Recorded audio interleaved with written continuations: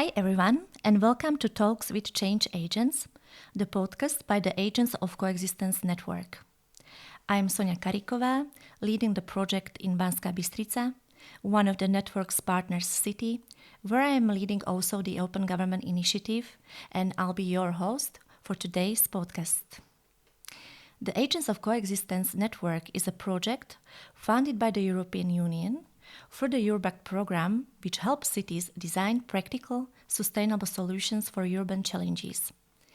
The network brings together 9 partner cities.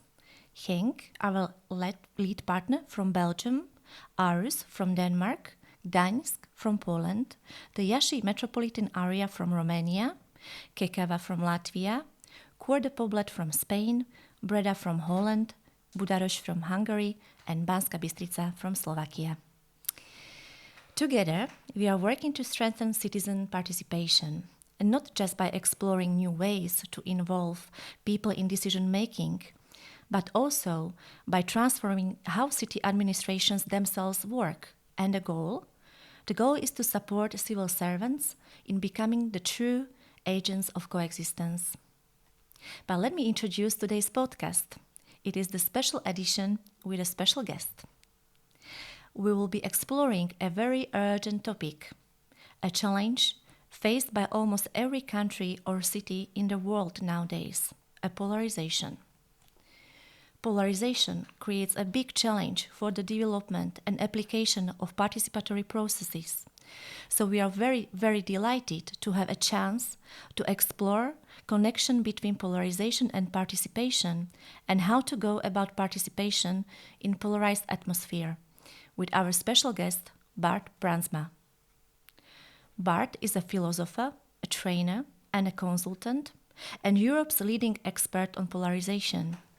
Since 2005, Bart has been at the forefront of exploring and understanding the dynamics of us versus them thinking. He founded Inside Polarization, a consultancy dedicated to helping professionals and organizations navigate social divisions. His work spans from grassroots initiatives in schools and communities to high-level advisory roles with governments, police forces, and international bodies. Bart's practical approach is grounded in his Polarization Framework, a tool he developed to understand and mitigate polarization. He has applied his framework across Europe, from Helsinki to Barcelona, and in conflict zones such as Ukraine, Myanmar, and Lebanon.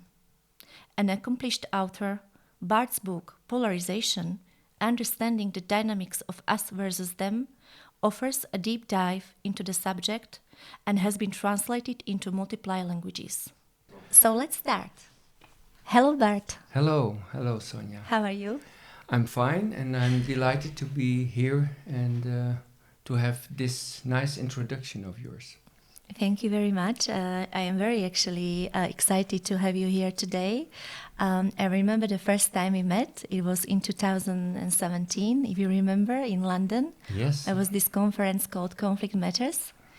And it was the first time, I think, you have introduced your framework, Polarization Framework. In the UK, yes. I remember. And I remember that after the talk that we had this conversation and you were already touched by this dynamic of polarization, right? Indeed, yes. I was very much so. I was working on some projects that were focusing on exploring the dialogue and dialogue culture and how we can develop these cultures in our everyday lives. Mm-hmm. So I was very interested to get to know your framework because I felt it might bring new insights that might help to promote this kind of work even better. Right. And I'm now very excited that after almost a decade, now we have a chance to sit here together and have the opportunity to work, to talk, and to train together. Yeah, and explore. I would be very happy if our talk now can be an exploration on this important topic. You told me you wanted to talk about participation and polarization, and I think the two really link. That's for sure. Yeah, absolutely. Basically, maybe a little of my story. I started to work at the municipality in Banska Bystrica a couple of years ago, maybe 4 years ago, and I started to organize the participatory processes. And with my colleagues, we realized that there are actually not many people, few organizations, few people who were coming to our participatory meetings. So we were observing the situation a little bit, and we actually found out that it could be a polarization that is in play, and that the polarization is also present in the city, and that this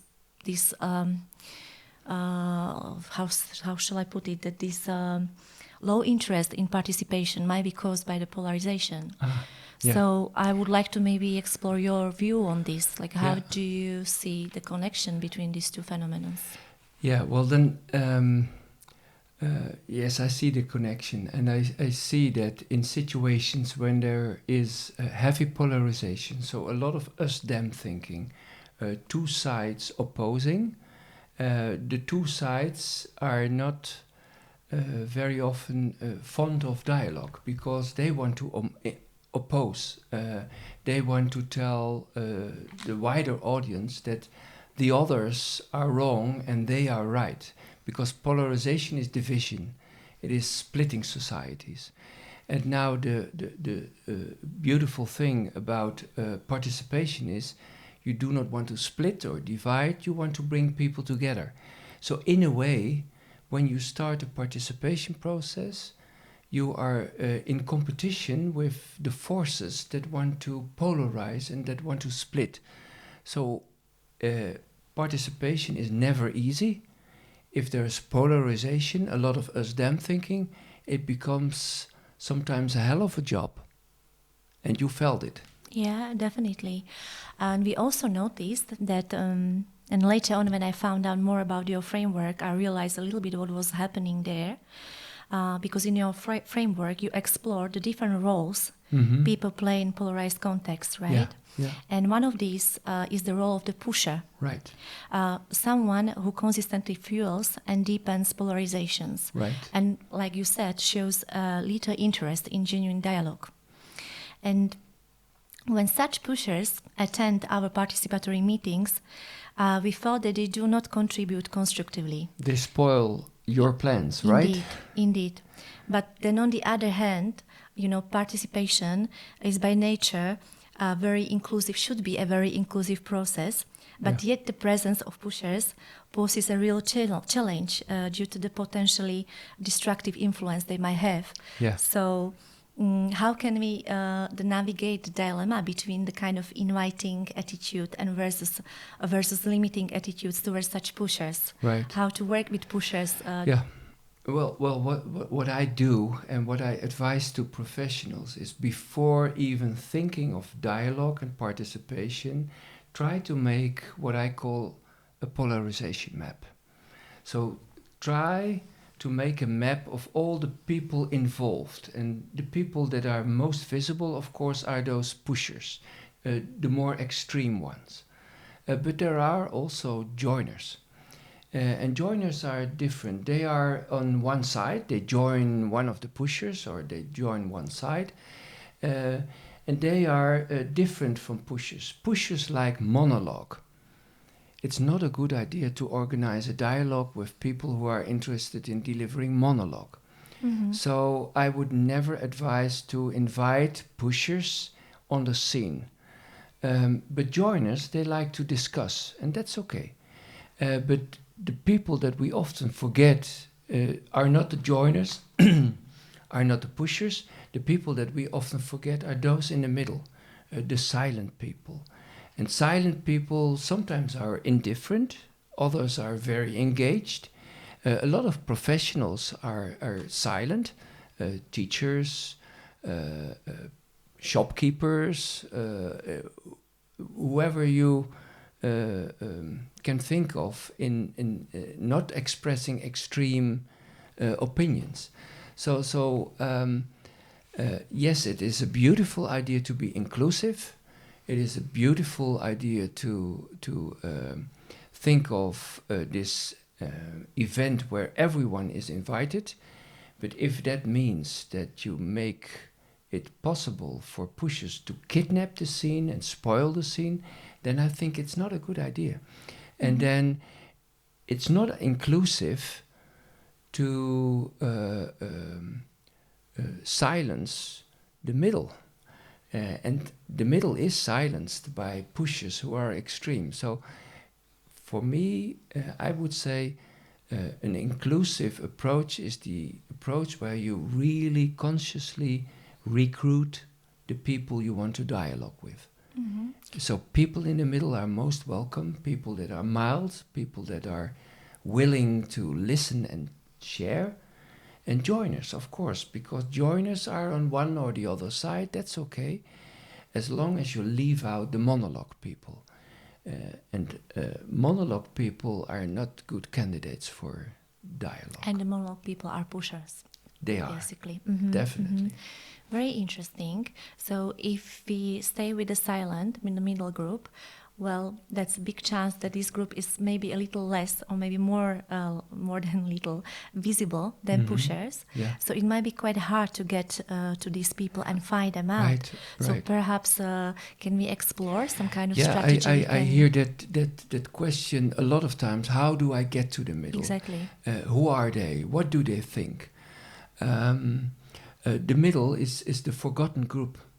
The middle is the group that is targeted all the time as well by the pushers, the extremes, because pushers want them to decide. Pushers will say to the middle, you have to make a decision. Whose side are you on?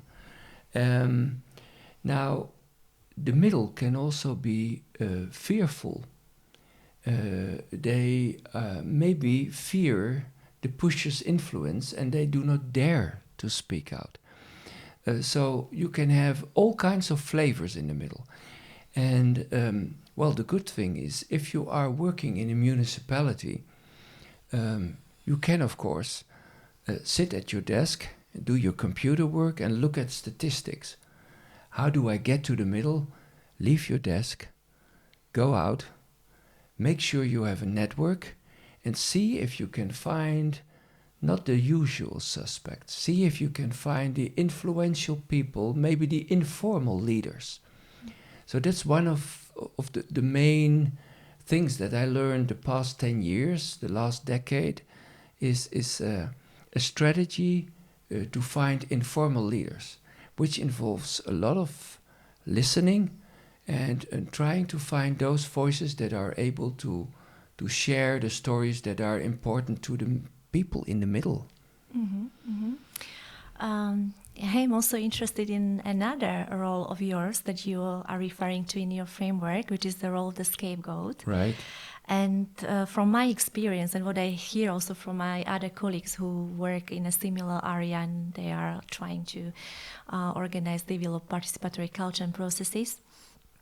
So we found ourselves often in this role of the scapegoat. Yes. So basically, it happens to us quite often that we kind of happen to be in the space in the middle, and all the blame, all the hate, if I may say it this way, goes on us in terms of like you are the responsible ones for that the dialogue is not working. You are the responsible one for that there is no trust between the municipality and the citizens, for instance. Happened to me actually yesterday. Okay, yeah. So yeah, we are becoming basically those scapegoats. Yeah. Maybe could you elaborate a little bit on this role? I see this dynamic very often professionals, and I call them professional neutrals. They try to navigate between the two extremes. So they are in the middle, but they are visible as well. And what I see that pushers do, people who are extreme, they try to target that middle. And they have the same speech all the time. Also this, whose side are you on? But if you claim to be neutral, then they will do anything to prove that you're not completely neutral, that you may be hiding something. And yes, they have an enemy, the other side, but you are in a way target group. Not just from one side, but from both sides. And this happens to all professional neutrals, so municipality people, but also police. Police, in the eyes of both parties, have done the wrong thing, and that's why the demonstration got out of hand. Of course, mayors also, they are targeted because why didn't they manage it properly? Municipality people, participation workers, they are in a way never trusted, they're just tolerated. So there you are, you work on your in a municipality, and you try with the best of your intentions to bring people together. But if we talk about pushers, they don't want to be brought together. They want to make us think in black and white, us and them. And the middle is a nice place to find your scapegoat. And professional neutrals are very often scapegoated in this tension. Yeah. I mean, if you are labeled as an enemy or something like that, it actually can hurt. So I wonder whether you might experience or learn of other scapegoats. How do they perhaps cope with such a role? And is it even a way to prevent to become a scapegoat? I'm afraid that in us-them dynamics, which is a group dynamic, this scapegoat mechanism, because we talk about a mechanism, will work no matter what you do. So it can hit you. And hate speech can come your way. And even verbal threatening, but also physical threatening. That is what we have seen throughout Europe. Now, I don't see a way to completely avoid it. What I see is that teams more often should talk with one another about this mechanism. I see a lot of professional neutrals who feel lonely. A lot of professional neutrals don't connect with others that are bearing the same circumstances. For example, I worked with police and I encouraged them to sit together and talk about this scapegoat speech and this hate speech and talk about how they cope, because people have their own ways, but it is worse when they feel alone. And municipality people should talk about these dynamics also. And you in your network, Urbact, it's a beautiful idea to work as 7 cities together and share these dynamics. And together, one can find ways to cope. And the first way to cope with it is knowing that you're not alone and others have experienced the same. That's a nice advice to share the feelings and the sharing experience helps with the other people in a similar position, definitely. Maybe I'd just like to return for a second to pushers, because there is a lot of talk about activism currently, and in a way, activists are actually pushers. Do you agree with that? I agree. Yes. And politicians also. Exactly. And being an activist actually is a very natural and even welcoming part of democracy, right? Right. So, but where do we draw the line between healthy and constructive activism and activism that fuels perhaps even toxic polarization? I'm so glad you bring this up, because it's extremely important that we don't merely see polarization as them thinking and pushers as negative elements. They can be negative, definitely, but we need activists and politicians in this world because they can bring change. I can give a very famous example, Nelson Mandela, who was an activist once, and we praise him for his journey through life because he brought an entire country to change. Of course with others, but you need activists. So I'm not the one who says activism is wrong, but your question is, when does it become unhealthy, right? When is it poisonous? My answer at the moment is you can be an activist, but as soon as you sense within yourself, and we have antennas for that, that you become rigid, that you see the other as not the other, but the enemy, then you're in the process of radicalization. And from radicalization, it's a small step to, let's say, extremism. And from extremism, it's a step, but not that big a step, to terrorism. Mm-hmm. So I encourage people to sense that antenna within themselves. It's okay to be radical. It's okay to go out on the street and fight for things that you believe in. But be aware of this personal antenna. When do I become rigid? Or do I have an English word for this? When do I become harsh? Or maybe cold in a way. Mm-hmm. Maybe this message is for those activists who see themselves as trying to better the world, not working for selfish goals, and well, I understand the difference between those types, two types of pushers and activists, for sure. Yeah, I don't think my words will work very much on truly narcissistic or selfish people. Absolutely. That's what I wanted to actually also bring a little bit out, that pushers are often those political leaders who actually gain and maintain their power by employing polarization strategies consciously. Right.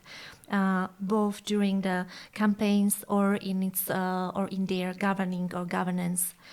And in today's climate, one might ask, is it even possible to be elected without resorting to polarization tactics?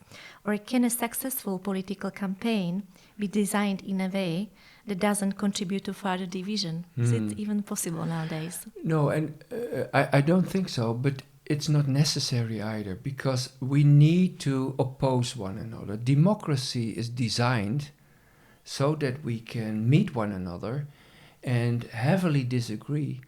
It is designed to do some us-them thinking. Politicians, when they prepare for debate, they always look for the other, what might be their argument, and can I come up with a stronger one? Discussion, debate is beautiful to explore all corners of a certain topic.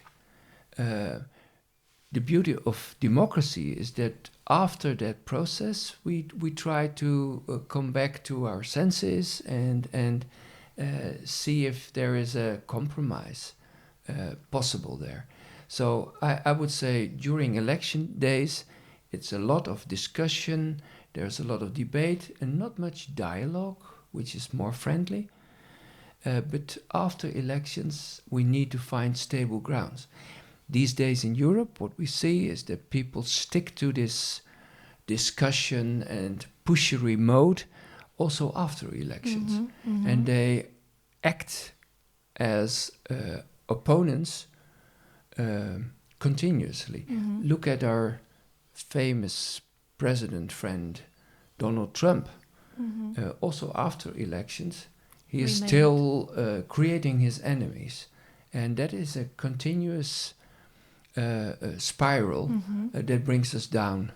What we need is this democracy attitude where we need to create a place for dialogue as well. That's why participation is so beautiful and important.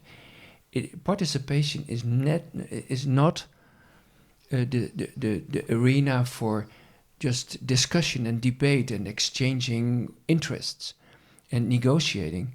I think of participation as the place where we dialogue, where we talk about values, and where we explore future scenarios. Yeah, indeed. We just had a international meeting with our agents of coexistence in Valencia, and we talk about participation as something that is actually a dialogue, not a one participation process or few participation processes on specific topics, but it's actually a dialogue, a continuous effort to work on relations between one another, between the municipality and citizens. Yes. That often happens actually outside of the participatory processes also. So it's nice to think about it as a really kind of way of life, really. Right, a way of life, which means that you don't start participation or dialogue when there is a problem.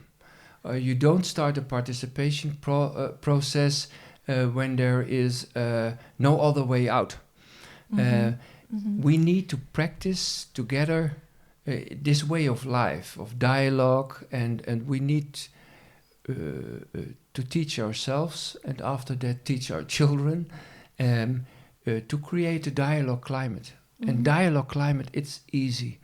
It is listening, it is sharing stories, not analysis, not data. It is sharing stories and sharing what is in your heart, because that will connect people. So dialogue, in the end, if it's done well, it will connect and bond people, whereas discussion and debate and monologue will divide, probably.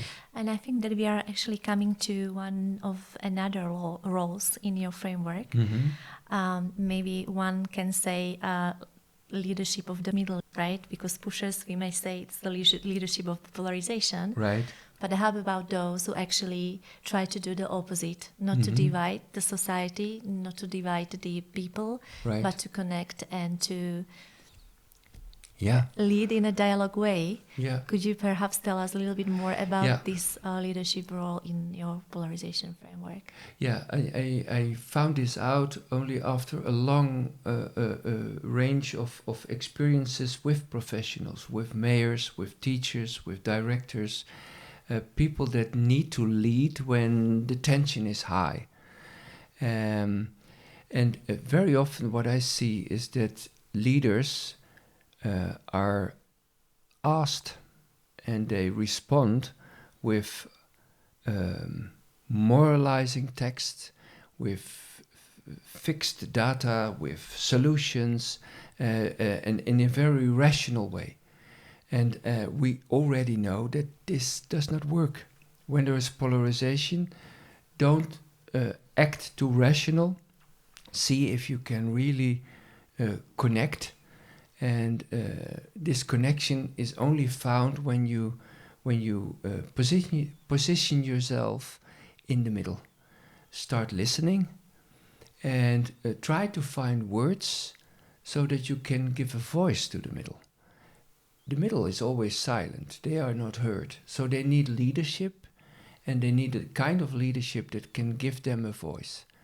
That means if you really want to connect with the middle, that you need to be very inviting, that you need to be a good listener, and that in your listening you try to listen to what the people are longing for. Not so much what is their material need, no, what they are longing for, because you need to address the middle on the level of their gut feeling. People have a gut feeling. People have intuition. And in this position where you are the leader of the middle, you can build up trust over time if you have that attitude. And I know some teachers have that attitude. Some mayors have that attitude. I met a few mayors, the mayor of Breda in the Netherlands, the mayor of Genk. I met them, and from their natural behavior, there's also already some trust building in there. So it's a matter of showing who you are and being truthful. And you're mentioning that this leadership of the middle is connected to the natural behavior, natural attitude. Do you think that one might train actually himself or herself to be a kind of leadership of the middle with certain skill sets or a certain knowledge, or even to train the attitude to become one. I can imagine it is a very useful position, a very useful leadership for today's world, and we miss this type of leadership. Yeah, my answer is the following: you cannot train being, so you cannot train someone to be completely different. So if you are a very analytic type, if you are scared, if you are trying to control, and if you hate not knowing and postponing your judgment, then it is very difficult to become that leader of the middle, what we call the sixth position. But of course, if you have some talent there, it's not a trick. It's really being that person, because if you start listening, people will immediately notice when you forgot to listen. If your interest is more in profiling yourself, people will notice and they will stop talking to you. So it has to be genuine, it has to be truthful. If your question is, can I train to be genuine and truthful? I know you are already.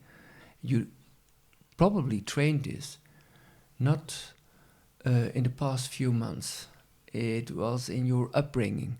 So if you ask me, can we train these skills, these six position skills in schools? Yes. But please, teachers, first train yourselves before trying to train the poor children.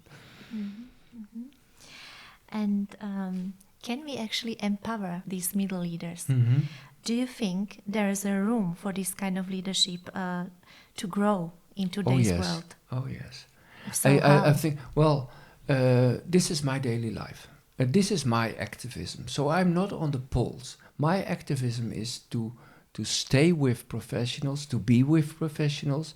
And for me, I have many, many examples in the police force, in different countries. I mentioned teachers already. I admire teachers because they have to act on the spot with children who are so alive, and they cannot fake to be sixth position leader. So yes, they are already there, but again, there are many, but they do not know one another. So what municipalities could do is try to connect all those forces that are already there. The professionals that are leading their own classes, that are leading their own organizations, they are already there. And as soon as you connect them, then you start strengthening the middle, for sure. That's actually a very interesting idea, perhaps for the next project of the Agents of Coexistence. Yes, I hope it will continue, yes, right? Definitely. It's very, very inspiring to look at this way.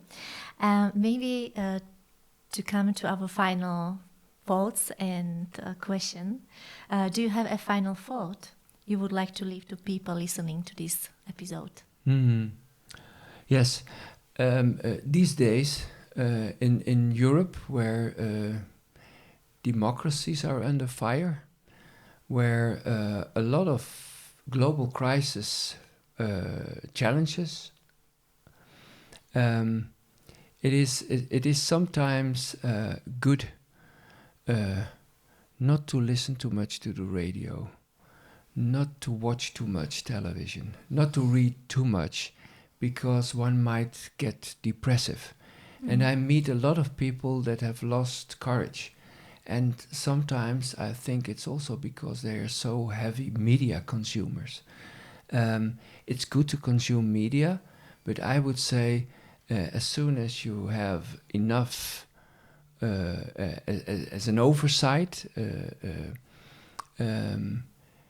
then try to find, instead of more information, try to find faith. Try to find courage. And you can't find courage and faith in media. You can only find it in connection to others. So that's I I'm almost sounding as a priest now, but I think there is the thing that we need. We need to encourage each other, and we need to find sources where we find our own faith, no matter if it's a religious source or maybe some others go to nature, or others are good in teamwork and do sports, and then we need to find places to refill in order to be ready for the challenges that we face in Europe. So thank you very much, Bart, for this extremely interesting and inspiring episode and discussion we had. This was actually the last piece of our work together that we do within the Agents of Coexistence project. So we did together a set of activities. You have firstly trained us and my colleagues from municipality and also colleagues from our partner organization from Dialogue Center. So we were privileged to receive a masterclass by you. And then we delivered set of workshops for different target groups here in Banská Bystrica, for municipal staff, for the MPs, as well as for the actors from the civil society. And we did actually have a chance to design together a workshop that we delivered to embassies that are based in Slovakia, that was actually received in a very, very appreciative manner. And we plan to carry on this kind of work. So. It was an amazing opportunity to work and to start this collaboration, Bart. Yeah, it was great working with you, and I'm actually impressed by what we have now here in Banská Bystrica, because you as a team, you will join Inside Polarization. I have a team in Belgium and another one in Finland, and they are connected in the same way. So I can only hope that your team here will be the gateway to Middle Europe, to Eastern Europe, and I can hope, I hope that people will find you and ask for training in this way, and we will be connected, and who knows what will. Future brings. It would be absolute pleasure for us, pleasure to carry on with this very, very important work for today's world. So thank you again very much, Bart. Most welcome. Please, guys, if you want to know more, find out on www.insidepolarization.nl, and you may even want to listen to a podcast series, Inside Polarization. You will find on Spotify or Apple Podcast. And if you want to listen more about what we do at our Agents of Coexistence network, please listen to the podcast Talks with Change Agents that is part of our network.